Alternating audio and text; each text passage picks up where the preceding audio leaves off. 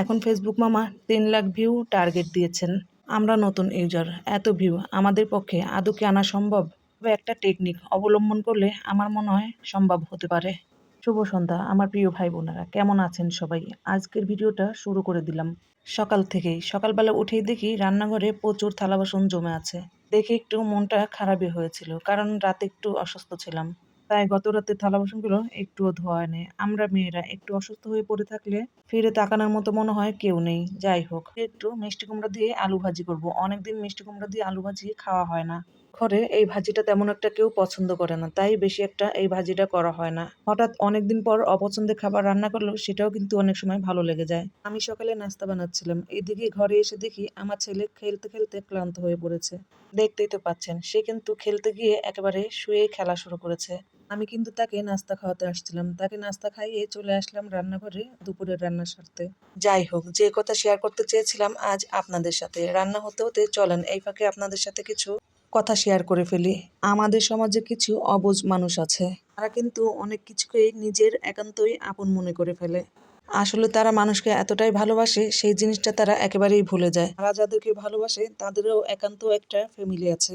তারা তো শুধু তাকে নিয়েই পড়ে থাকলে চলবে না, এটা সে একেবারেই ভুলে যায়। এমনও বোকা মানুষ এই সমাজে বসবাস করে। তার ভিতরে একজন কিন্তু আমাকেও বলতে পারেন। এই যে দেখেন, আজকে কিন্তু একটা অন্যরকম সবজি রান্না করলাম। আমি কখনো বেগুন দিয়ে মিষ্টি কুমড়া রান্না করিনি, আজ প্রথম রান্না করলাম।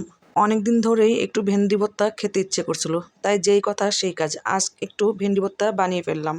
এভাবে ভেন্ডি ভর্তা কার কার পছন্দ কমেন্ট করে জানিয়ে যাবেন। আমার কিন্তু বেশ পছন্দ। যাই হোক, মূল কথায় ফিরে আসি। বলেছিলাম 3 লাখ ভিউ কি করে অর্জন করতে পারবো। আমরা একটা কাজ করতে পারি, যারা আছি নতুন ইউজার তাদেরকেই বলছি। আমাদের তো আর 3 লাখ ভিউ আনা কোনোভাবেই সম্ভব না। আমরা যদি একটা কাজ করি তবে কেমন হয়? আগে আমরা যেমন সারাদিনে মিলে 5টা পোস্ট করতাম, এখন না হয় একটু পোস্টগুলো বাড়িয়ে দিব। দিনে 3টা রিলস দিতে পারি, একটা বড় ভিডিও দিতে পারি। রইল বাকি 4টা, তার ভিতরে 2টা লেখা পোস্ট করতে পারি, 2টা ছবি পোস্ট করতে পারি। হলো মোট 8টা। এরই মাঝে কিন্তু একটা স্টোরি পোস্ট করতেই হবে।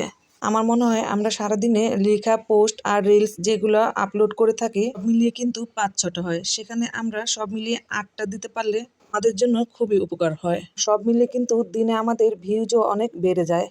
এই টেকনিকটা অবলম্বন করলে আমার মনে হয় অবশ্যই 30 দিনে আমরা পারবো 3 লাখ ভিউ নিয়ে আসতে। প্রথম মাসে না পারলেও পরের মাসে আমার মনে হয় অবশ্যই অনেকেই পারবে।